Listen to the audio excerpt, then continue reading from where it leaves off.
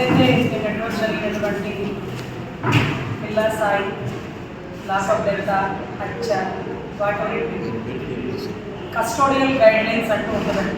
AK Basu versus state of West Bengal అని 1997లో వచ్చినటువంటి అద్భుతమైన జడ్జిమెంట్ తర్వాత చాలా రూల్స్ అండ్ రెగ్యులేషన్స్ పెట్టారండి.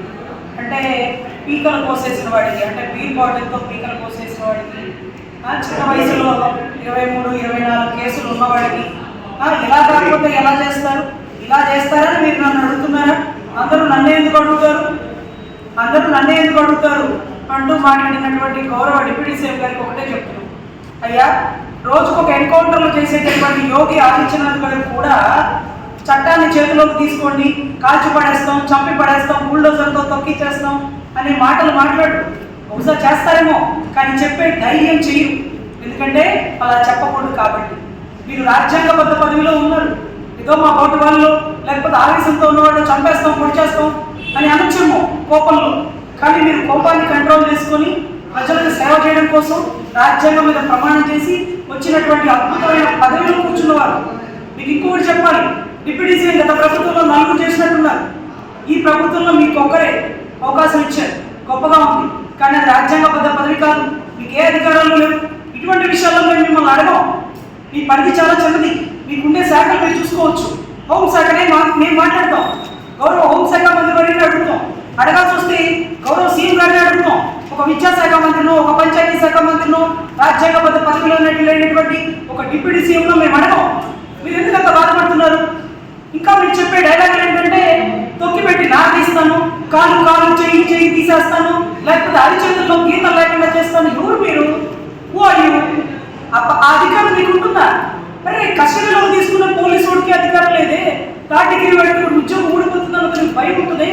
అలాంటి ఒక హోదాలో ఉన్న మీరు గతంలో కూడా డిప్యూటీ సీఎం అయ్యాక మీరు మాట్లాడారు. గతంలో కూడా కాలు చేతికి చెయ్యి, వేలు తీసేస్తారు మీరు. ఇదేమన్నా రాజ్యాంగం పదవిలో ఉన్నారా, లేకపోతే మీరేమన్నా రాజులు అనుకున్నారా, సామంత రాజులు అనుకున్నారా? పదజాలం వాడకూడదని మీ పక్కన ఉండే వాళ్ళు కూడా మీకు చెప్పకపోవడం కడు దౌర్భాగ్యం. మీరు చూడండి, మీ పక్కన ఉండే కాబోయే సీఎం లోకేష్ గారు ఎప్పుడన్నా మాట్లాడారా? గౌరవ అనుభవజ్ఞులైనటువంటి ముఖ్యమంత్రి వర్యులు చంద్రబాబు గారు ఎప్పుడన్నా కాలు చెయ్యి ఇస్తారన్నారా? మరి అంతకుముందు ఉన్న మాజీ ముఖ్యమంత్రి జగన్ రెడ్డి గారు ఎప్పుడన్నా మాట్లాడారా? మీరు ముఖ్యమంత్రి కావాలనుకుంటున్నారు, వద్దనుకుంటున్నారు, మీ వ్యక్తిగత విషయం. కానీ ఒక పార్టీ ప్రెసిడెంట్ హోదాలో ఉండి అరిచేతుల్లో గీతలు కనపడేవాను, కాలు తీస్తాను అని పిచ్చి మాటలు మీరు మాట్లాడకూడదు. ఈ రోజు మీరు మాట్లాడిన మాటల వల్లే భీమా నాయక్ లాగా రెచ్చిపోయి గబ్బర్ సింగ్ లాగా నేనేదో ఉస్తాద్ భగత్ సింగ్ లాగా చేసేస్తానంటూ ఈరోజు నాగార్జున ముందుకు వచ్చారు. దాని పర్యవసానం కట్టడాలు లెక్కేసుకుంటున్నాడు. గౌరవ హోంశాఖ వారికి చెప్పింది, ఈ రాష్ట్రంలో తప్పు జరిగితే ఏటపోతు నడిగేసినోడిని నడి రోడ్డు మీద తన్నుకుంటూ తీసుకుపోతామని. మరి ఆ మాటని డీజీపీ గారు చెప్పలేకపోయాడు. ఏంటి సార్, ముద్దాయికి ముసుగు లేకుండా రోడ్డు మీద నడిపించుకు తీసుకెళ్తున్నారంటే ఇంతే ఈ రాష్ట్రంలో ఇలాగే ఉంటుంది అని అనలేదండి. ఒళ్ళు దగ్గర పెట్టుకొని ఆ జీపులో పెట్రోల్ లేదు, డ్రైవర్ అందుబాటులో లేడు, అందుకే నడిపించాల్సి వచ్చింది, వాళ్ళతో పాటు మేము కూడా నడిచినాం కదా అని అద్భుతమైన పదజాలంతో సమాధానం చెప్పారు. మీలాగా విరవబెరిగిపోలా. 5 ఏళ్ళు ఉండేది మీరు, వాడు 67 ఏళ్ళు ఉండాలి. మళ్ళీ మీరు పిలిచి 2 ఏళ్ళు ఇస్తారు కదా. సో దయచేసి ఇక్కడ ఉండేటటువంటి వ్యవస్థలో తప్పుని ప్రశ్నించండి. గౌరవ హోంశాఖ మంత్రి వర్యుల మీద మీకు ప్రేమ ఉంటే రాఖీ పండుగ పిలిపించుకొని రాఖీ కట్టించుకోండి, గిఫ్ట్కి ఏదైనా డబ్బులు ఇవ్వండి. అంతేగాని ఆవిడ మేకప్ గురించి మాట్లాడారని చెప్పి మీరు దాన్ని కూడా తప్పు అంటున్నారు. తప్పే. మేమంటే మేకప్ పూసుకునే టైం ఉండదు, ఆవిడ మేకప్ వేసుకుని వస్తారేమో, అలా కూడా తప్పని అనకూడదు. అమర్నాథ్ గారు ఎందుకన్నా అన్నామంటే కుటుంబాలు కొట్టానమ్మా, కుటుంబాలు కొట్టిందంట. వాటి మీరు అంటుంది 3 తరాల చేతులు మా రాజకీయ బ్యాక్గ్రౌండ్, అలా వాటి మీరు అనొచ్చా? నేను ఒప్పుకున్నా, మా వాళ్ళు ఒప్పుకోలేదమ్మా, అందుకే అలా మాట్లాడాల్సి వచ్చింది. ఏ రోజున నేను మాట్లాడానా అని ఆయన సమాధానం చెప్పాడు. కానీ మేకప్ మీద మీరు పెట్టిన శ్రద్ధ, మీ పార్టీ కార్యకర్త ఒక దళిత మహిళని, ఒక పంచాయతీ శాఖలో పనిచేస్తున్న మహిళని కుక్కను కొట్టినట్టు నడి రోడ్డు మీద పోలీసుల కర్రలతో పోలీసులు చూస్తుండగా కొడితే ఒక మహిళే కదా, మనకు ఓటేసిన మహిళే కదా, ఆ అమ్మాయి కూడా అలాగా అన్నా అని అంటుంది కదా. ఏం స్పందించలేదే? మీ ట్విట్టర్లో పోస్ట్ పెట్టలేదే? ఒక మహిళ మీద దారుణంగా నడి రోడ్డు మీద చేస్తున్న చర్యని ఖండిస్తున్నాను, నేనున్న ఈ రాష్ట్రంలో ఇలా జరగకూడదు అంటూ ఖండించాలి కదన్నా. అక్కడ ఖండించరు. ఈ రోజు మేకప్ గురించి రాష్ట్రం మొత్తం స్పందిస్తుంది. మహిళా కమిషన్ చైర్పర్సన్ గారు, అమ్మా మీకు పదాది వందనాలు. అరే, కళ్ళ ముందు నడి రోడ్డు మీద కూర్చున్నాడని సమాధానం చెప్పరు. సుగాలి ప్రీతి తల్లి మీ దగ్గరికి ఎందుకు రాలేదంటే ఆమె ఆమె ఏముందండి, ఆమె ఏం చేస్తుంది పాల్గొని కదా ఆ పరిస్థితికి వచ్చారు. ఈరోజు మీరు లెటర్ రిలీజ్ చేసినారు ఏమనంటే బ్యాకప్ గురించి మాట్లాడతారా, బ్యాకప్ గురించి మాట్లాడతారా అంటూ లెటర్ రిలీజ్ చేసి సమాధానం చెప్పాలని అడిగారు. సో ఈ లాకప్ డెత్ ఏదైతే ఉందో దీనికి నాగరాజు గారి కుటుంబ సభ్యులు ఎవరైతే ఉన్నారో మా మీకు క్షమాపణ చెప్పుకుంటున్నాం. మీ భర్త అనుకోకుండా చేసిన తప్పు అయినప్పటికీ పైన ఉండేటటువంటి శాఖలు ఎవరైతే ఉన్నారో కాదు డిఎస్పీ గారు, ఏసీపీ గారు, జరిగిందేదో జరిగింది, పొరపాటున తల్లిని తగిలి చైతన్యం చచ్చిపోయాడు, గట్టిగా కొట్టే చచ్చిపోయాడు, ఆ కుటుంబ సభ్యులకి ఆ శవాన్ని అప్పచెప్పి క్షమాపణలు అడిగి ఉండొచ్చు. మీ భర్త వాడు పొరపాటున పూజ చేస్తే, ఎందుకంటే మీ భర్తకి ఈ విజయవాడ రాష్ట్రంలో అంటే ఈ విజయవాడ జిల్లాలో మంచి పేరు ఉందమ్మా. కానీ మీ భర్త పేరు చెడగొట్టింది మేకాదు ఈ ప్రభుత్వం, ఈ పై ఉన్న శాఖలు. పొరపాటున తప్పు జరిగి చనిపోతే మీరు అడగచ్చు, అభ్యర్థించవచ్చు.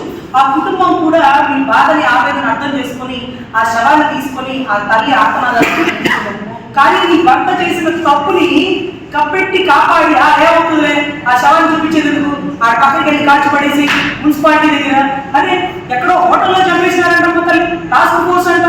దీనికి తోడు ఏదైతే బస్ స్టాండ్ దగ్గర ఒక అనాథ శవంలో పెట్టారట. మీరు దయచేసి గౌరవ డిప్యూటీ సీఎం గారికి చెప్తున్నా, అన్నా ప్రొసీజర్ మీకు తెలియదు. ఒక అనాథ శవం దొరికితే దానికి ఫోటోలు తీస్తారు, దానికి లేకపోతే పుట్టుమచ్చలు రాసుకుంటారు. ఆ అనాథ శవం ఎలా కనపడాలంటే హార్ట్ స్ట్రోక్ తోనో ఆకలితోనో చనిపోయి ఉండాలి. కానీ ఒంటి మీద గాయాలతో ఎప్పుడైతే ఒక అనాథ శవం కనపడుతుందో 174 సస్పీషియస్ డెత్ కట్టి ఆ బాడీని గవర్నమెంట్ హాస్పిటల్ తీసుకెళ్లి పోస్ట్ మార్టం చేసి అది ఎవరితో గుర్తించి పేపర్లో ప్రకటన చేసి దాని తర్వాతే దానికి కావాలి ఖననం చేయాలి. కానీ అమ్మాయి చేసినాడు రూల్స్ కి విరుద్ధంగా ఒక శవాన్ని ఈ రోజు తల్లి చెప్పకుండా 32 రోజుల తర్వాత ఎప్పుడుకో ఆ తల్లి కోర్టు చుట్టూ ఆశ్రయిస్తే ఈ రోజు కూడా మీ కోర్టుకు చెప్పాల. 29 మీరు చెయ్యబోయేది చెప్పబోయేది ముందుగానే ఆ పోలీస్ అధికారి మీద 302 కట్టారంటే మీరేం చెప్తున్నారు, చచ్చిపోయాడు. మరి ఆ చచ్చిపోయేది మీకు తెలిసినప్పుడు మీరు 15వ తారీఖు కోర్టుకి ఎందుకు చెప్పలేదు? 15వ తారీఖు కోర్టుకి ఎందుకు చెప్పలేదు? ఈలోపు పంచాయతీ చేసుకుందాం అనుకున్నారా? ఈలోపు సెటిల్మెంట్ చేసుకుందాం అనుకున్నారా? అరే తెలుసో తెలియక ఒక సిఐ ఒక నేరాన్ని చంపినాడు అనుకోండి, మీరేం చెప్పాలి? పైన అధికారులు కూర్చొని మాట్లాడుకుంటే ఆ పొరపాటున జరిగింది, అతను మంచి వ్యక్తి, అతను కూడా నేరగాడు, కంట్రోల్ తప్పినాడు, సిఐ మీద చెయ్యెత్తినాడు, ఆ సిఐ ఆ బాధలో కోపంలో గబుక్కను పట్టగా చనిపోయినాడు, ఇలా కదా చెప్పుకోవాలా? రెచ్చగొట్టి తప్పుని పెంచి పోషించి ఒక తప్పుకి 100 తప్పులు చేస్తూ ఈ రోజు రాష్ట్రం బీహార్ రాష్ట్రం మన రాష్ట్రం వైపు చూసేలాగా తెలంగాణలోనూ లేదు. ఈ లాకప్ డెత్లు ఎన్కౌంటర్ చేస్తారు, ఎందుకంటే వాళ్ళ మేము దాడి చేసినట్టు మేము మళ్ళీ దాడి చేసినాం, ఆ దాడిలో ఎలా జరిగిందని. అరే తప్పించుకోవడానికి అవకాశం ఉంది. ఎన్కౌంటర్ కేసు కూడా లేకుండా ఏకంగా లాకప్ డెత్ కేసు అంటూ డీకే బస్సు గైడెన్స్ కి విరుద్ధంగా ఈ రోజు మీరు చేస్తున్న పరిస్థితిని ఇంకా కూడా రెచ్చగొడుతూ ఈ 3 ఏళ్ళు వైసీపీ గుండాలు అంటూ మీరు కళ్ళు వేళ్ళు చూపిస్తున్నారు. అంటే ఇంకా రెచ్చగొడుతున్నారా? ఇంకా కొట్టుకు సావాలా? చిన్న వైసీపీలో గుండాలే ఉంటాయి, తెలుగుదేశంలో గుండాలే ఉంటాయి, జనసేనలో గుండాలే రౌడీలే ఉంటాయి, న్యాయస్థానాలు చూసుకుంటే కోర్టు చూసుకుంటే మీరెవరు రెచ్చగొట్టే స్టేట్మెంట్ ఇవ్వడానికి? ఈ రోజు వైసీపీ గుండాలో తెలుగుదేశం గుండాలో పెంచి పోషించమని చెప్పట్లా. తప్పు చేస్తే చట్టాలు, కోర్టులు, న్యాయ వ్యవస్థ ఇవన్నీ ఉన్నాయి కదా. మేము పంపాయిస్తాము, కాలు తీస్తాము, చేతిలో రేఖలు కనపడకుండా చేస్తాము అని అనడానికి మీరెవరు? ఏ అధికారంతో మీరు అలా మాట్లాడారు? ఈ స్టేట్మెంట్ పబ్లిక్ గా వచ్చిందనే కనుక వీడియో కోర్టులో పెడితే అది కూడా రెచ్చగొట్టే ధోరణితో మాట్లాడుతున్న కేసే. మీకు గొప్ప హోదా ఇచ్చినారు కానీ